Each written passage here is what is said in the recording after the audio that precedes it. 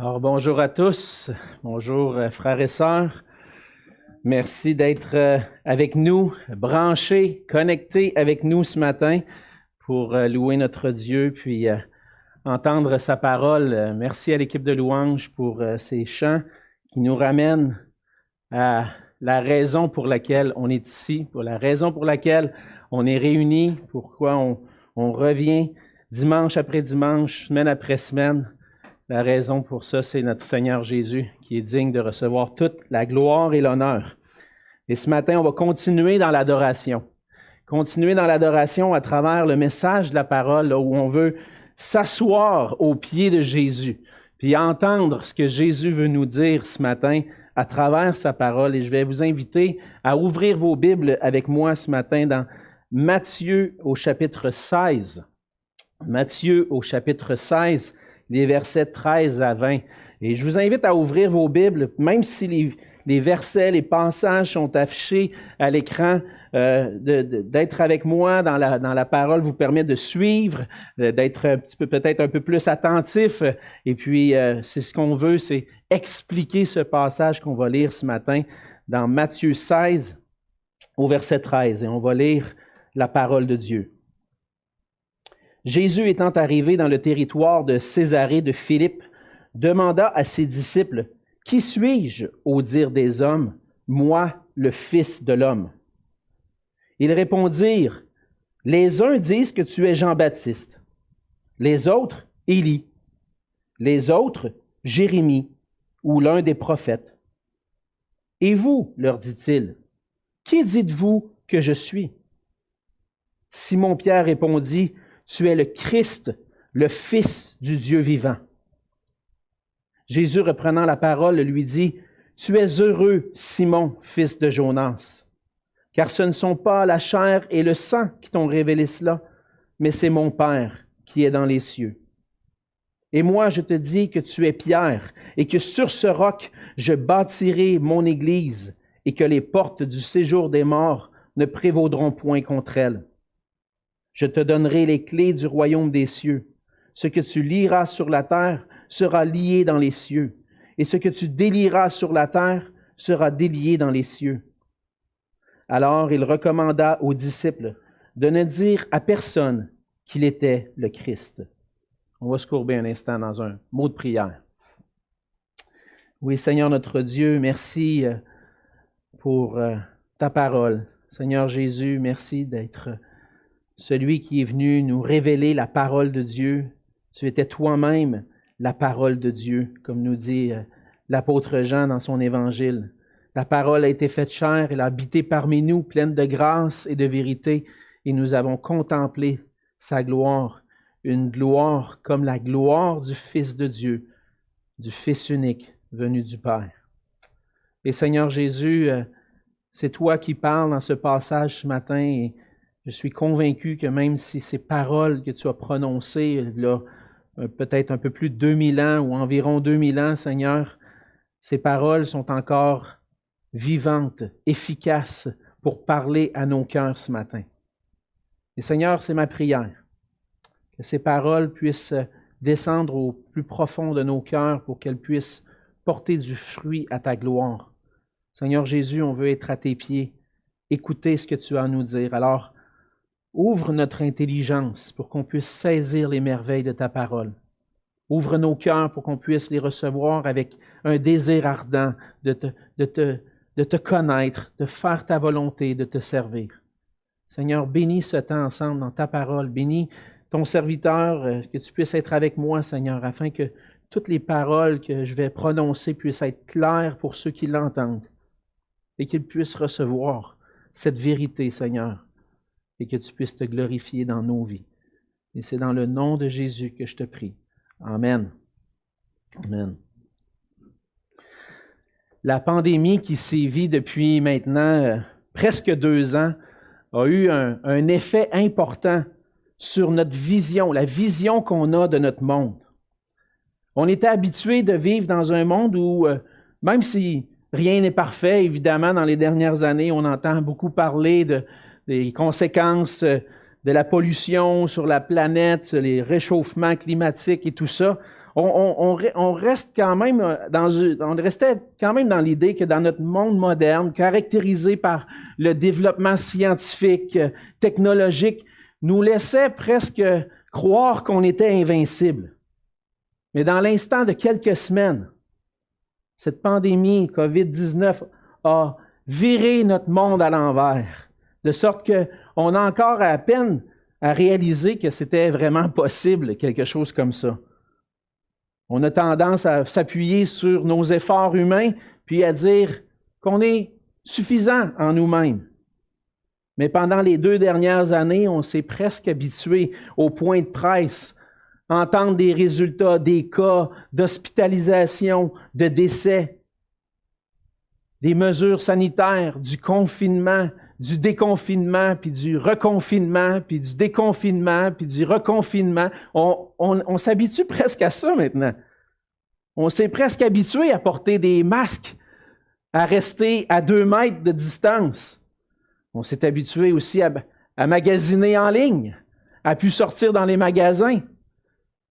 Malheureusement, la pandémie a eu son effet aussi, une influence importante sur la relation des chrétiens avec leur Église locale. Plusieurs églises, particulièrement des grandes églises aux États-Unis, même ici au Canada, ont eu de la difficulté à garder contact avec les membres de leur Église, les gens qui participaient à leur Église, et puis les gens se sont un peu déshabitués à fréquenter l'Église. Et la pandémie a eu son effet sur ce qu'on comprend de l'Église, et particulièrement l'Église locale. Pour plusieurs chrétiens, le magasinage, ce n'est pas limité à des biens, mais à du magasinage d'église en ligne. Mais on va voir ensemble ce matin que l'idée d'église locale qui s'assemble pour former une famille a perdu son sens chez plusieurs chrétiens. Et au cours des prochaines semaines, on va avoir une série ensemble, une série de messages bibliques sur l'Église et particulièrement l'importance de l'Église locale. Et ce qu'on veut faire, c'est revenir à une compréhension biblique de l'Église. Qu'est-ce que c'est l'Église locale selon Dieu, selon Jésus? En réalité, on réalise que cette pandémie peut avoir changé notre vision de l'Église et on a besoin de revenir à ce que le Seigneur pense, ce que le Seigneur dit lui-même sur l'Église. Dans le passage d'aujourd'hui, on commence en voyant la première mention de l'Église dans le Nouveau Testament. C'est dans l'Évangile de Matthieu au chapitre 16, la première fois qu'on voit le mot « Église » dans le Nouveau Testament, c'est dans ce passage-là. Alors que Jésus se trouve avec ses disciples à Césarée de Philippe, il entame une discussion avec eux, une discussion pour ceux qui nous ont suivis dans les derniers mois, les dernières semaines, qu'on a déjà vu un peu ensemble dans l'Évangile de Luc. Mais dans Matthieu, il y a une particularité que Matthieu ajoute à cette conversation-là, probablement un détail laissé de côté par Luc, mais que Matthieu a jugé important de souligner. Cette discussion-là va mener à une discussion sur le plan de Jésus, de Dieu, pour ses disciples par la suite. Cette discussion-là va conduire à la déclaration de Pierre, une déclaration de la part de Pierre qui va amener Jésus à parler et à annoncer qu'il va bâtir son Église. On peut s'imaginer les disciples en train de se demander ce que Jésus voulait bien dire par là. C'est quoi ça, l'Église? C'est quoi ça, l'Église? Qu'est-ce qu'il veut dire par là, Jésus, qui va bâtir son Église? Mais ce que Jésus a dit et enseigné concernant l'Église n'était pas seulement important pour les disciples, mais pour nous aussi aujourd'hui. Et au travers du passage de ce matin, on va voir ensemble que l'Église est le plan parfait de Dieu, qui rassemble en une famille ceux qui sont sauvés par la foi en Jésus-Christ. On va voir premièrement que l'Église, c'est l'édifice que Jésus-Christ lui-même construit. C'est ce qu'on voit dans le passage. On voit que l'Église, ça va être une assemblée de personnes. Comme je disais, Jésus est rassemblé avec ses disciples. Et Jésus demande à ses disciples qui il est au dire des hommes. Qu'est-ce que les hommes pensent de moi? Plusieurs ont déjà entendu les messages de Jésus, l'enseignement de Jésus. Plusieurs ont vu certains de ses miracles. Et les gens avaient une opinion sur lui, se sont formés une opinion sur lui, et les gens avaient une opinion diverse. On peut avoir des opinions diverses, même sur plusieurs sujets. Hein, on pense à la pandémie, vaccins, mesures sanitaires. On a toute notre opinion là-dessus, des opinions diverses. Mais il y avait des opinions diverses aussi sur qui est réellement Jésus. Et les gens disaient, entre autres, ce qu'on voit au verset 14, « Ah, c'est Jean-Baptiste. Jean-Baptiste est ressuscité, puis il est comme revenu pour annoncer le royaume de Dieu. C'est Jean-Baptiste. » D'autres disaient, non, non, je pense que c'est un prophète de l'Ancien Testament, un des prophètes. C'est peut-être Élie, peut-être Jérémie, qui est ressuscité, qui est revenu pour parler au peuple d'Israël. Mais les gens n'étaient pas dans la bonne direction lorsqu'ils pensaient de cette façon-là. Et lorsque Jésus va poser la question à ses disciples, « Qui vous pensez que je suis? » Ça fait quelque temps que les disciples suivent Jésus, sont avec lui, entendent ses enseignements, voient ses miracles, ont accepté de le suivre. Et là, le leader parmi les disciples se lève et dit, c'est Simon, il se lève et dit, « Tu es le Christ, le Fils du Dieu vivant. » Et cette déclaration-là, c'est une déclaration très spéciale, parce que Jésus va dire au verset 17 que ce n'est pas la chair et le sang. Ce n'est pas les enseignements des hommes qui t'ont montré ça. Ce n'est pas parce que tu as grandi dans le judaïsme ou que tu as grandi en ayant des enseignements venant de l'école du dimanche peut-être ou de ton église. C'est pas ça qui va t'amener à voir qui est réellement Jésus. Celui qui t'amène à voir qui est réellement Jésus, c'est le Père. C'est pas la chair et le sang. C'est pas les enseignements des hommes qui t'amènent à croire que Jésus est le Christ, mais c'est mon Père qui est dans les cieux, qui t'a révélé ça. Une révélation spéciale pour Pierre et pour plusieurs des disciples, de réaliser que Jésus est le Christ, le Fils de Dieu. Et Jésus va en profiter pour aller un peu plus loin. Et on voit que, au verset 18, Jésus s'adresse à Pierre. Il dit, « Je te dis que tu es Pierre, et que sur ce roc, je bâtirai mon Église, et que les portes du séjour des morts ne te prévaudront point contre elle. » Et comme je vous le disais tout à l'heure, c'est la première fois qu'on voit le mot « Église » dans le Nouveau Testament. Dans le grec original, dans la langue originale du Nouveau Testament, le mot qui est là, c'est « ecclésia ». Ecclésia, on a pris ce mot-là, puis on a fait une translittération en français, puis ça a donné le mot « Église ». Mais qu'est-ce que ça veut dire, ce mot-là, en grec? Ce mot se traduit normalement par « assemblée ». C'est le mot qu'on voit, c'est un mot qui apparaît aussi non seulement dans le Nouveau Testament, mais aussi qui apparaît dans la traduction grecque de l'Ancien Testament. Au temps de Jésus, l'Ancien Testament qui avait été écrit en hébreu avait été traduit en grec, et on l'appelle aujourd'hui, cette traduction-là, la Septante. Et dans la Septante, on retrouve le mot « ecclésia », que nous, on utilise comme « église ». Et ce mot-là faisait référence à l'assemblée du peuple d'Israël. Lorsque le peuple d'Israël était rassemblé, on voit souvent ça dans l'Ancien Testament, rassemblé à Jérusalem, au temple pour adorer Dieu, il y avait là une assemblée, l'ecclésia, l'assemblée du peuple.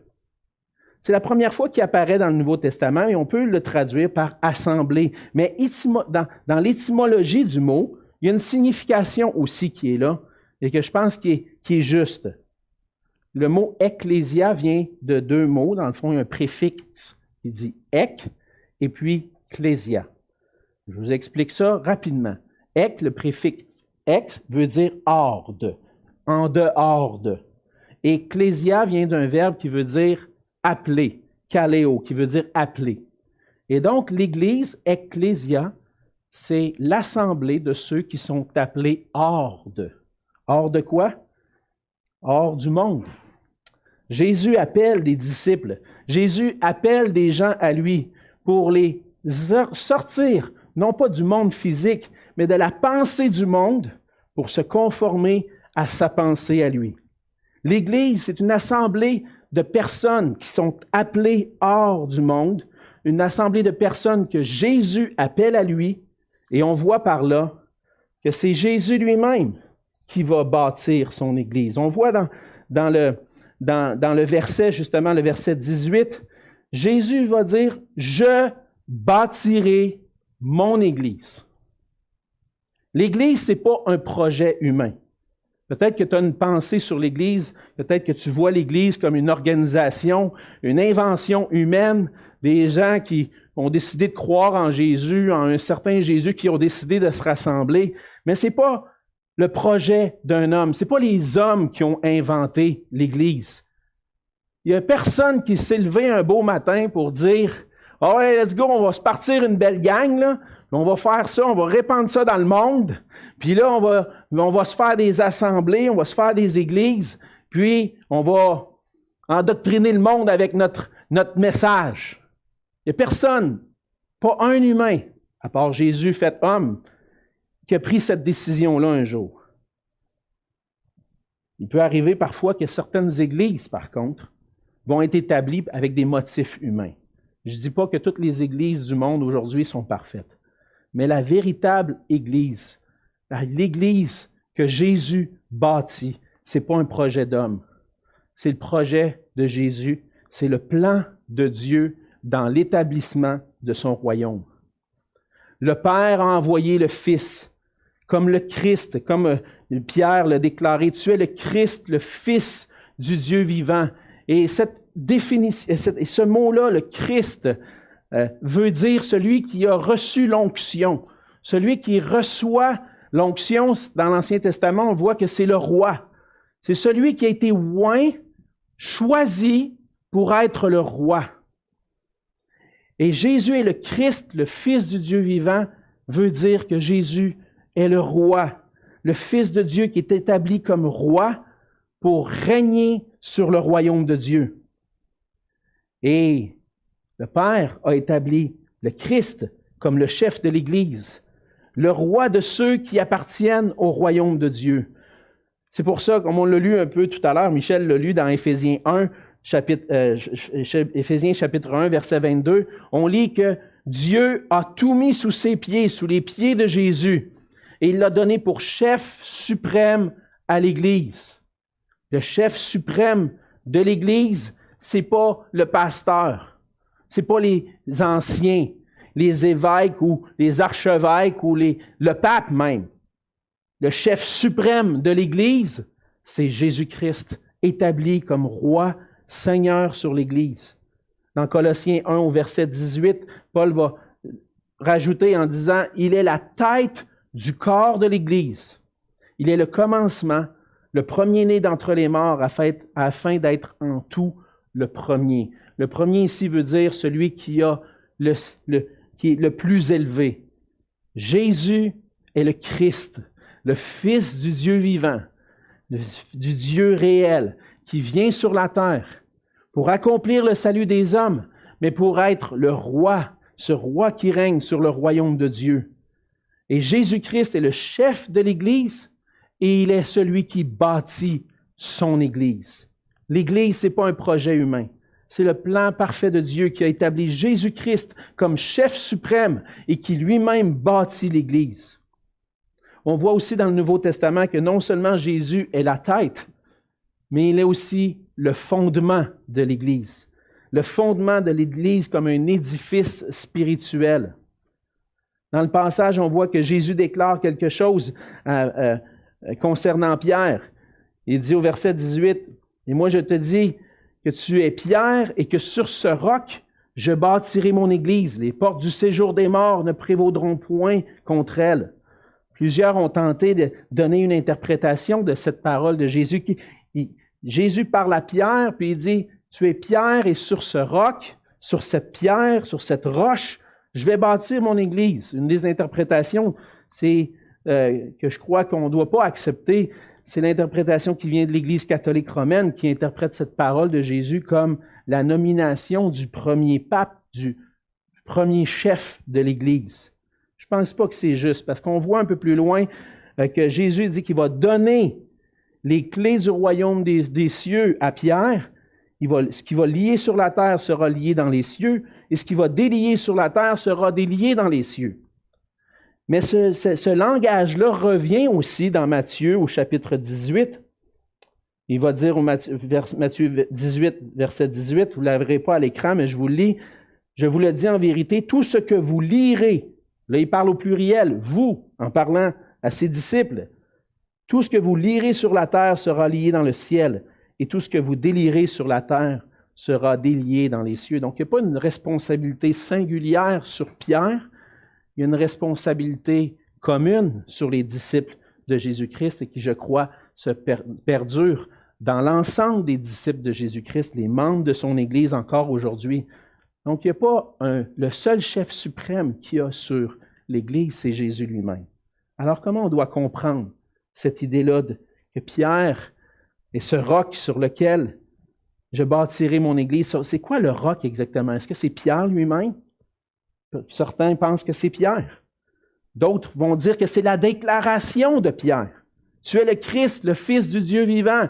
Il vient de déclarer une déclaration, une vérité fondamentale que c'est sur ce roc, c'est sur cette pierre que Jésus va bâtir son Église. La signification, d'autres vont dire que c'est le contenu de la déclaration. C'est Jésus lui-même, le roc, dans le passage. C'est un peu complexe tout ça, je comprends. Mais étant donné que Jésus fait un jeu de mots, Jésus va faire un jeu de mots avec le nom de Pierre. Ici, il va dire « Tu es Pierre », Pétros en grec. Et il dit « Et sur ce roc, Pétra, je bâtirai mon Église ». Donc, il fait un jeu de mots. Alors, le jeu de mots se rapproche de Pierre lui-même. Et la plupart des théologiens réformés protestants ont compris que le mot « roc » fait référence à Pierre dans son rôle de confesser Jésus comme le Messie, et que les autres disciples vont aussi partager ce rôle en confessant la même chose par rapport à Jésus. On voit ça, entre autres, dans Éphésiens 2, au chapitre 2, et le verset 20. Le rôle de déclarer Jésus comme le Messie sert à établir le fondement de l'Église. Paul va dire, vous avez été édifiés sur le fondement des apôtres et des prophètes, Jésus-Christ lui-même étant la pierre angulaire. L'Église est fondée sur l'enseignement des apôtres et des prophètes qui annonçaient, qui déclaraient que Jésus est le Christ, le Fils de Dieu, qui venait pour sauver les nations. Et Jésus est cette pierre angulaire, la première pierre qu'on posait dans la construction d'un édifice et qui servait à orienter le reste des pierres qu'on allait poser comme fondement. Jésus sert. Et là, il est la pierre angulaire et la déclaration des disciples qui dit que Christ est le Fils de Dieu, cette déclaration-là, ce rôle-là qu'ils ont, va établir le fondement de l'Église. Donc l'Église, ce qu'on a vu, premièrement, c'est que l'Église, c'est l'édifice que Jésus-Christ lui-même construit parce qu'il est le Fils de Dieu, il est le chef suprême et il est la pierre angulaire. L'Église, c'est le plan de Dieu, c'est le projet de Dieu. Et il construit l'Église sur un fondement solide, sur Jésus-Christ et la déclaration que ses disciples font du fait qu'il est le Christ, le Fils de Dieu. On voit deuxièmement dans le passage et dans le reste du Nouveau Testament que l'Église va grandir, grandit par la prédication de l'Évangile. Comment, en fait, là, on répond à la question, comment est-ce que Jésus va construire son Église? Comment Jésus va bâtir son Église? Jésus le déclare dans le passage, « Je bâtirai mon Église », mais comment Jésus fait ça? Comment Jésus bâtit son Église? Déjà, on a vu que c'est à travers cette déclaration, mais c'est par l'annonce de la bonne nouvelle, l'Évangile de Jésus-Christ. L'Évangile, c'est la bonne nouvelle du salut accompli en Jésus-Christ. Et Jésus va annoncer cette bonne nouvelle-là pendant son ministère sur la terre et il va parler un peu plus loin dans le passage, au verset 21, ce qu'il va accomplir pour... C'est quoi cette bonne nouvelle qu'il va accomplir? Au verset 21 de Matthieu 18, on dit « Dès lors, Jésus commença à faire connaître à ses disciples qu'il fallait qu'il aille à Jérusalem, qu'il souffre beaucoup de la part des anciens, des principaux sacrificateurs et des scribes, qu'il soit mis à mort et qu'il ressuscite le troisième jour. » Jésus annonce qu'il va souffrir, qu'il va être livré entre les mains des hommes. C'était pas ça l'attente que les disciples ou que les Juifs avaient à cette époque-là, mais c'était ce que Jésus était venu accomplir. Jésus est venu pour sauver son peuple de ses péchés. Et ce salut-là va passer à travers sa mort à la croix et sa résurrection. Déjà au début de son évangile, Matthieu va annoncer ce que Jésus vient faire. Lorsque l'ange Gabriel apparaît à Joseph, on lit en Matthieu 1, 20 et 21, il dit « Ne crains pas de prendre avec toi Marie, ta femme, car l'enfant qu'elle a conçu vient du Saint-Esprit. Elle enfantera un fils et tu lui donneras le nom de Jésus. » Et qu'est-ce que ça veut dire, Jésus? C'est lui qui sauvera son peuple de ses péchés. Le nom de Jésus, ça signifie sauveur. Jésus vient comme un sauveur pour sauver son peuple de ses péchés. Par sa mort et sa résurrection, Jésus accomplit ce qui était nécessaire à notre salut. Jésus vient sauver son peuple de ses péchés. Ça implique qu'on est des pécheurs. Tout être humain est un pécheur.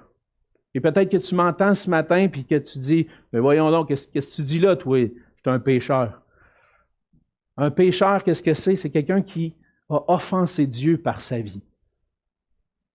Dieu donne un grand commandement, les 2 plus grands commandements. Tu aimeras le Seigneur ton Dieu de tout ton cœur, de toute ta force, de toute ta pensée, de toute ton âme. Tu vas aimer ton prochain comme toi-même. Qui n'a jamais manqué à ça dans toute sa vie? Moi, j'ai toujours aimé Dieu. J'ai toujours cherché la gloire de Dieu dans ma vie. J'ai toujours aimé mon frère. J'ai jamais rien fait de mal à quelqu'un autour de moi. J'ai jamais menti, jamais volé, jamais pris le nom du Seigneur, blasphémé.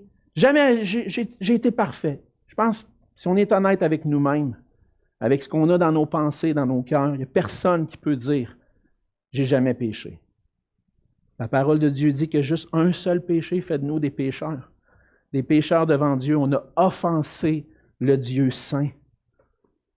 Et qu'est-ce que ça fait? Ça fait qu'on est séparé de Dieu à cause de notre péché. On est rejeté de la face de Dieu, coupable de péché envers lui, condamné à l'enfer pour l'éternité. Je suis un pécheur. Vous êtes des pécheurs. On est pécheurs par nature.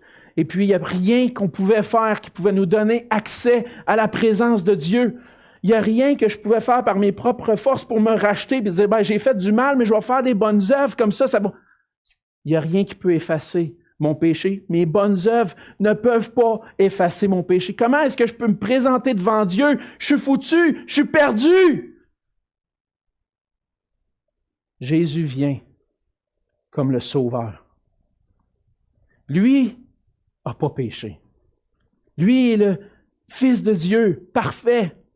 Dieu lui-même, Dieu le Fils qui s'incarne, qui prend une forme humaine, qui vient vivre une vie comme la mienne, qui a été tentée, qui n'a jamais tombé, jamais dans toute sa vie.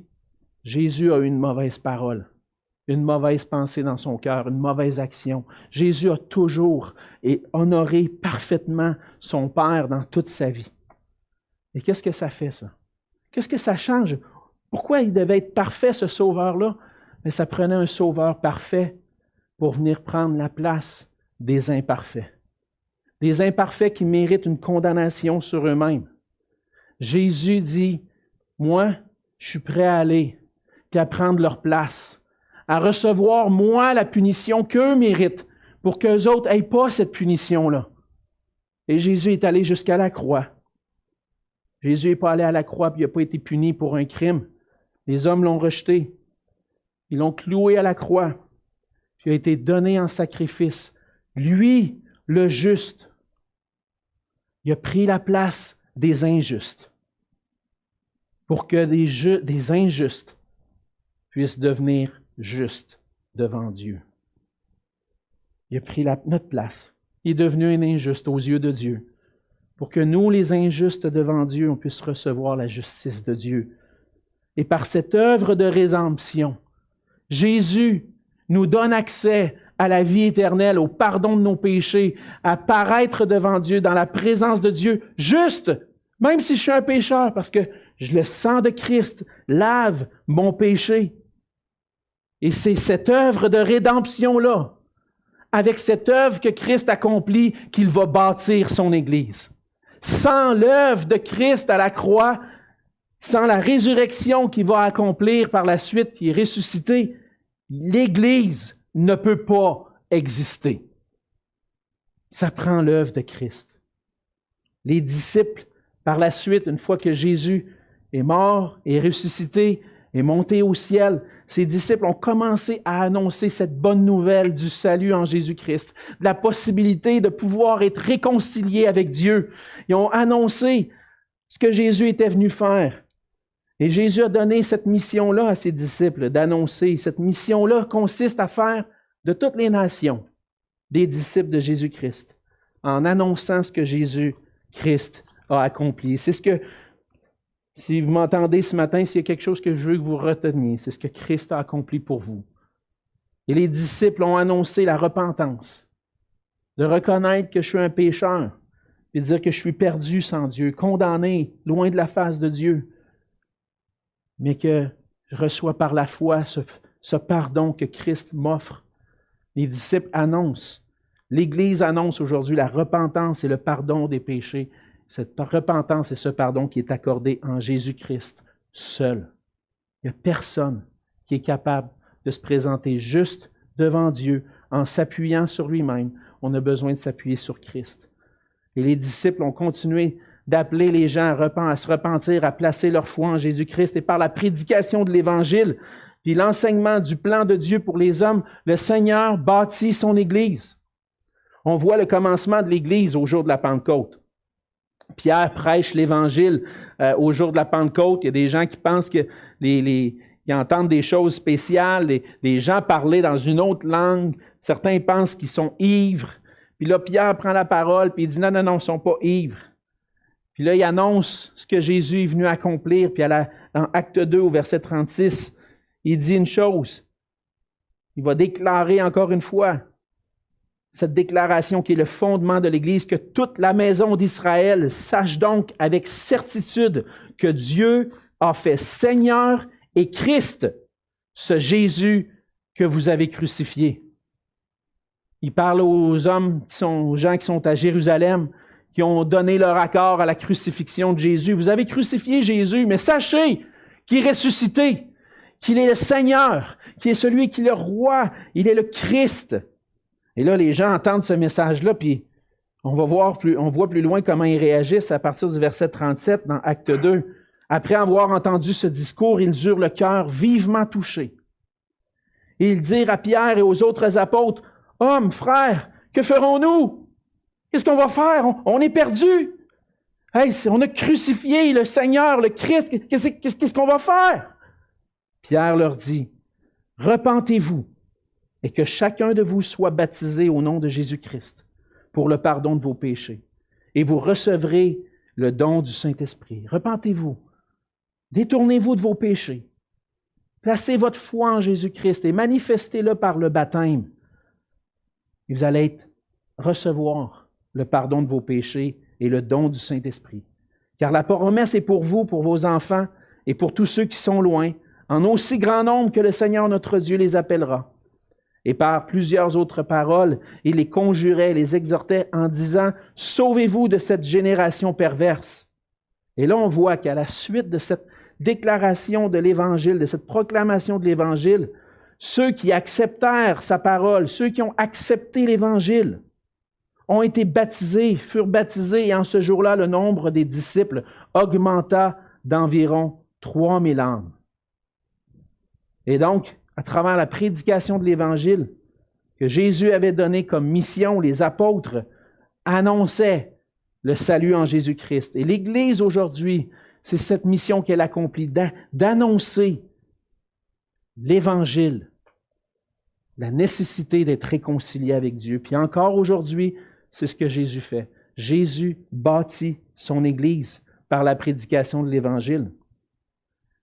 Le Seigneur ajoute à l'Église ceux qui sont sauvés par la foi en lui.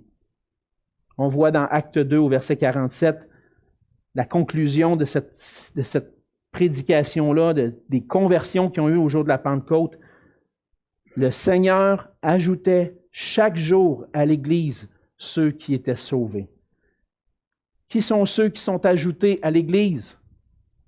C'est ceux qui sont sauvés, ceux qui placent leur foi en Jésus-Christ, qui se repentent de leurs péchés. Et qui est qui les ajoute? Le Seigneur lui-même. C'est comme ça que Jésus bâtit son Église. La proclamation de l'Évangile, qu'il est le Christ, le Fils de Dieu, qui est venu pour sauver le pécheur. Et puis, en touchant les cœurs, pour qu'ils puissent se convertir, être transformés par lui, et il les ajoute, ces gens-là, à son Église. L'Église, ce n'est pas le projet des hommes, ce n'est pas le projet d'un pasteur, c'est le plan de Dieu, l'édifice que Jésus-Christ lui-même construit par la prédication de l'Évangile. Jésus-Christ est le chef et le fondement de cette Église. Maintenant, on va terminer avec ce troisième point. Qu'est-ce qui caractérise la famille de l'Église? Qui fait partie de l'Église? On voit troisièmement que l'Église, c'est une famille de ceux qui sont sauvés, mais qui existent pour la gloire de Dieu et de Jésus-Christ. L'Église, c'est une famille. On a vu que le Seigneur, au jour de la Pentecôte, bâtissait son Église, ajoute à l'Église ceux qui sont sauvés. Les gens, on voit dans Acte 2 que les gens se tenaient ensemble, étaient comme une famille. L'Église, c'est une famille. Puis comme toutes les familles, c'est une famille composée de personnes. Plus spécifiquement, c'est des personnes qui ont expérimenté la nouvelle naissance. C'est une famille de personnes qui expérimentent la nouvelle naissance. Qu'est-ce que c'est la nouvelle naissance? La nouvelle naissance, c'est quelque chose qui est nécessaire pour entrer dans le royaume de Dieu puis faire partie de l'Église. Un jour, il y a un chef religieux qui est allé rencontrer Jésus, il est allé voir Jésus pour le questionner. Il dit, il n'a même pas eu le temps de parler que Jésus lui a dit quelque chose. Puis dans son entretien, Jésus lui dit, dans Jean 3, verset 3, il dit, Jésus lui répondit, en vérité, je te le dis, si un homme ne naît de nouveau, il ne peut voir le royaume de Dieu. Nicodème lui dit, mais comment un homme peut-il naître quand il est vieux? Peut-il rentrer dans le sein de sa mère et naître? Ça n'a pas de sens, cette affaire-là? Jésus répondit, en vérité, je te le dis, si un homme ne naît d'eau et d'esprit, il ne peut entrer dans le royaume de Dieu. Ce qui est né de la chair est chair, et ce qui est né de l'esprit est esprit. Ne t'étonne pas que je te dis, il faut que vous naissiez de nouveau. La nouvelle naissance est nécessaire parce qu'à cause de nos péchés, par nature, on est dans un état de mort spirituelle. On est mort. On n'a pas la capacité de glorifier Dieu. Et la nouvelle naissance, c'est pas retourner dans le ventre de sa mère pour redevenir encore de la chair. C'est une nouvelle naissance, c'est un changement spirituel qui se passe dans nos cœurs. C'est l'œuvre de l'Évangile et de l'Esprit de Dieu dans nos cœurs qui provoque un changement, qui provoque de réaliser que je suis un pécheur puis que je dois placer ma foi en Jésus-Christ, puis qui me fait passer de la mort spirituelle à la vie spirituelle, à saisir la vie éternelle. La nouvelle naissance, c'est un changement de cœur, une conversion de notre cœur qui se manifeste à travers la repentance et la foi. Par cette nouvelle naissance-là, une personne réalise qu'elle a offensé Dieu, qu'elle n'a pas glorifié Dieu et elle se tourne vers lui pour obtenir le pardon en Jésus-Christ. Donc, les personnes qui font véritablement partie de l'Église sont celles qui ont vécu cette nouvelle naissance-là et qui font ainsi partie du royaume de Dieu. Ce que ça veut dire, c'est que ça ne peut pas dire qu'à cause que tu participes à l'Église ou que tu écoutes l'Église en ligne, ça ne veut pas dire que tu fais partie de l'Église. Ça se peut même que tu sois membre sur papier d'une Église, puis que tu ne fasses pas partie réellement de l'Église. L'Église, dans le sens ici, c'est faire partie du royaume de Dieu. C'est le rassemblement de tous ceux qui ont cru en Jésus-Christ, qui ont vécu cette nouvelle naissance-là. Et cette nouvelle naissance-là nous conduit à la repentance, à la foi, puis à manifester par le baptême qu'on s'identifie à Jésus-Christ. La véritable Église est composée de gens qui sont nés de nouveau, qui ont placé leur confiance en Jésus-Christ, seuls pour leur salut, puis qui le manifestent par le baptême. C'est ce qui caractérise, premièrement, l'Église. des gens qui expérimentent la nouvelle naissance. Deuxièmement, on voit que c'est des gens qui ont été adoptés par Dieu. Lorsqu'on expérimente la nouvelle naissance, on est ajouté à la famille des enfants de Dieu. Ceux qui sont nés de Dieu, ceux qui deviennent des enfants de Dieu, des nouveaux-nés spirituels, sont adoptés dans la famille de Dieu. Dans Galates 4, les versets 4 et 5, Paul va dire, « Mais lorsque les temps ont été accomplis, Dieu a envoyé son Fils, né d'une femme, né sous la loi, afin qu'il rachète ceux qui étaient sous la loi, afin que nous recevions l'adoption. » Par la nouvelle naissance, le Seigneur nous intègre à une famille. Il nous a adoptés dans sa famille. Cette famille est composée de tous les enfants de Dieu. Le Seigneur nous donne des frères et sœurs dans la foi au Seigneur Jésus. Et c'est ce qui nous montre que la vie chrétienne n'est pas faite pour être vécue seule. Elle se vit avec la famille de Dieu. La famille des enfants adoptés de Dieu va trouver son expression dans l'Église locale. Où est-ce qu'on voit la famille de Dieu? Où est-ce que c'est visible, ça, que les enfants de Dieu font partie d'une famille? Ça se voit à travers l'Église locale. Des églises locales, partout autour de nous, partout dans le monde. Des gens de la famille de Dieu qui sont réunis ensemble entre frères et sœurs. Et c'est le principe naturel dans notre société que lorsqu'un enfant naît, on ne va pas le laisser tout seul puis dire « tu n'as pas de famille ». Admettons que les parents ne voudraient pas de cet enfant-là. On ne va pas le laisser tout seul. On veut l'intégrer à une famille. Fait que tu peux être né dans une famille, tu peux avoir été adopté dans une famille, mais dans notre société, on ne laisse pas des bébés ou des enfants seuls, on essaie de les intégrer à une famille. C'est ce que Dieu fait, c'est le principe, c'est le même principe avec la vie spirituelle. Dieu nous intègre à sa famille. L'enfant ne peut pas dire « j'ai pas besoin de famille ». Un enfant de Dieu ne peut pas dire « j'ai pas besoin de l'Église ». Il a besoin d'une Église locale.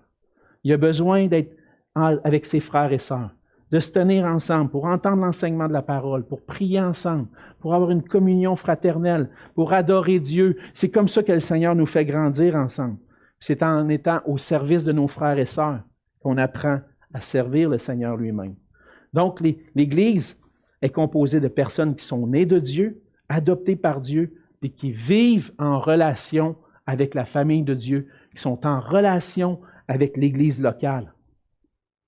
On voit finalement que c'est aussi des personnes qui ont été mises à part pour glorifier Dieu. Un dernier passage dans 1 Pierre 2, 9 et 10, il dit « Vous, au contraire, vous êtes une race élue, un sacerdoce royal, une nation sainte, un peuple acquis, c'est l'Église, tous ces gens rassemblés ensemble, afin que vous annonciez les vertus de celui qui vous a appelé des ténèbres à son admirable lumière.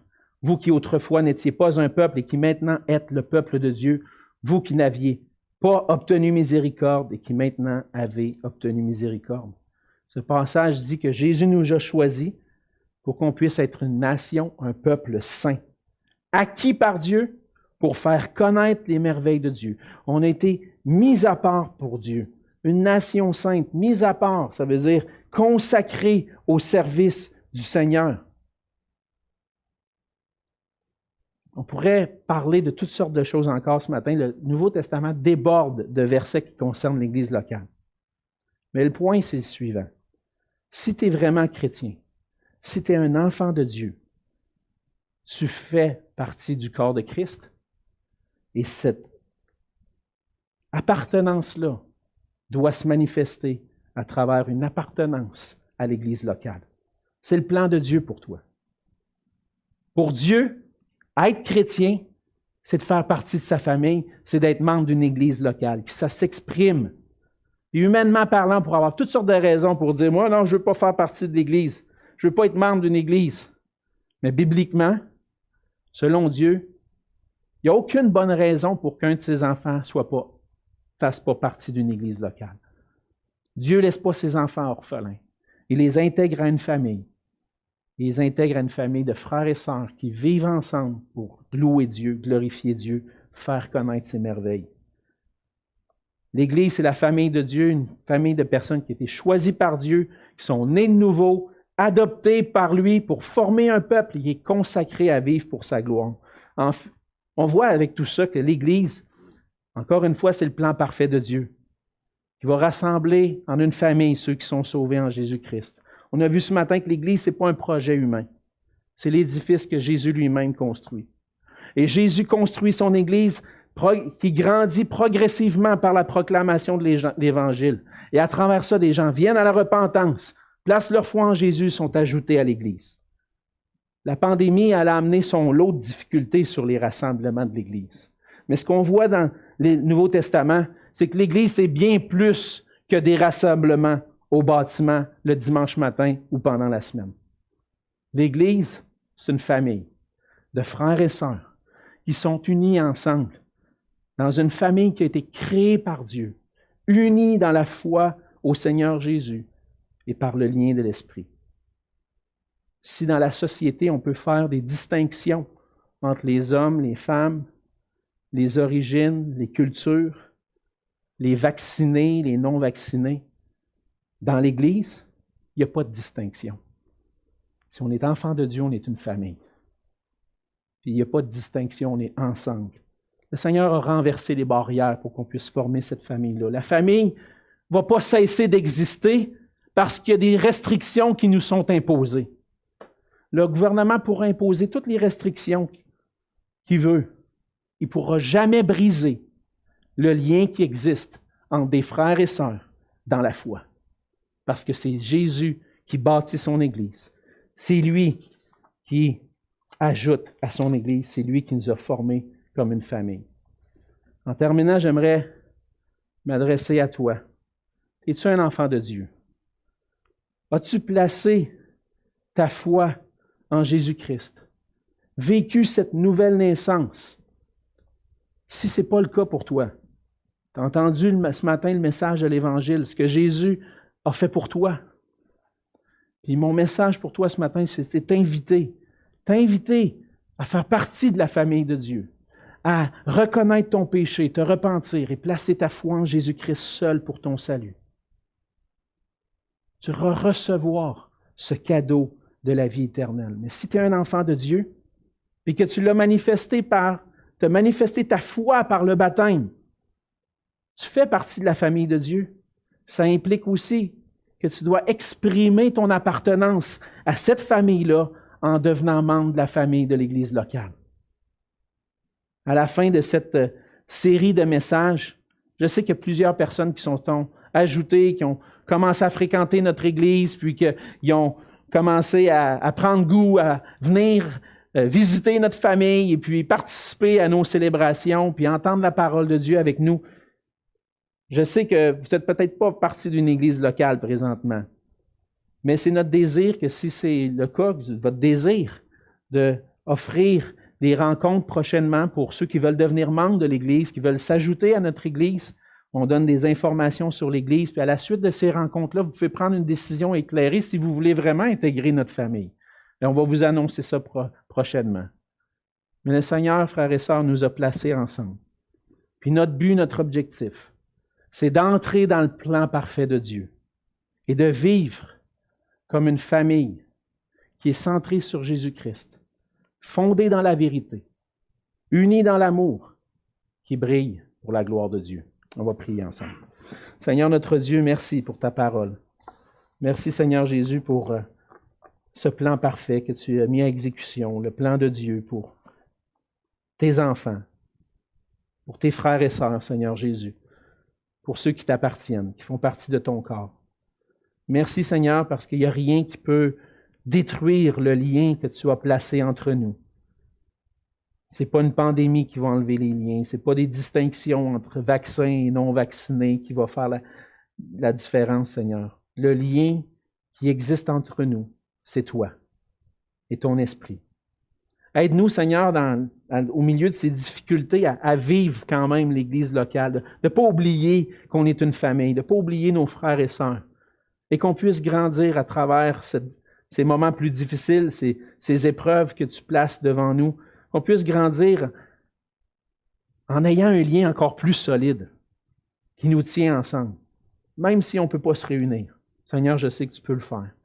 Alors fais de nous une Église, une famille, qui te donne toute la gloire et que tu puisses, Seigneur, à travers nos vies, faire tout ce que tu veux pour ta gloire. Et c'est dans le nom de Jésus que je te prie. Amen.